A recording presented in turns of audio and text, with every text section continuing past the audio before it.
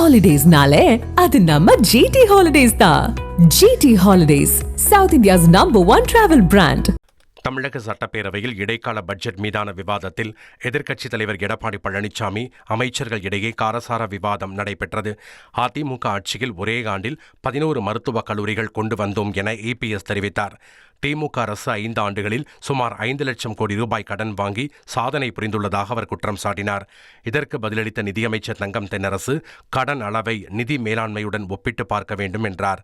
2016-2021 ஆண்டில் அதிமுக ஆட்சியில் 4,80,000 கோடி கடன் வாங்கப்பட்டதாகவும் திமுக ஆட்சியில் 4,42,851 கோடி மட்டுமே கடன் பெறப்பட்டுள்ளதாகவும் விளக்கமளித்தார்.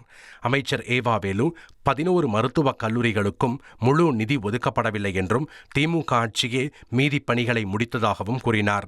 மகளிர் உரிமைத் தொகை 5,000 ரூபாய் அவசரமாக வழங்கப்பட்டதன் காரணம் என்ன என்று எடப்பாடி பழனிசாமி கேள்வி எழுப்பினார்.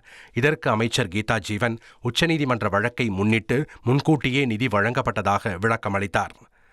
சட்டமன்றம் ஆண்டுக்கு 100 நாட்கள் கூடும் என கூறிய நிலையில் 5 ஆண்டுகளில் 156 நாட்கள் மட்டுமே நடைபெற்றதாகவும் 3 லட்சம் காலி பணியிடங்கள் நிரப்பப்படவில்லை என்றும் எதிர்க்கட்சித் தலைவர் குற்றம் சாட்டினார்.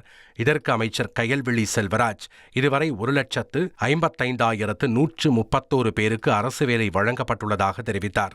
இந்நிலையில் தொழில் முதலீடு குறித்து வெள்ளை அறிக்கை வெளியிட வேண்டும் என எதிர்க்கட்சித் தலைவர் வலியுறுத்தினார். அமைச்சர் TRB ராஜா தமிழ்நாட்டில்தான் அதிக முதலீடு வந்துள்ளதாகவும் 11.19% பொருளாதார வளர்ச்சி பதிவாகியுள்ளதாகவும் கூறினார். சட்டம் ஒழுங்கு பாதிக்கப்பட்டுள்ளதாக எடப்பாடி பழனிசாமி குற்றம் சாட்டிய நிலையில் பாஜக ஆளும் மாநிலங்களில்தான் பாலியல் குற்றங்கள் அதிகம் என அமைச்சர் கீதா ஜீவன் பதிலளித்தார். Holidays-nale, அது நம்ம GT Holidays தான். GT Holidays, South India's #1 travel brand.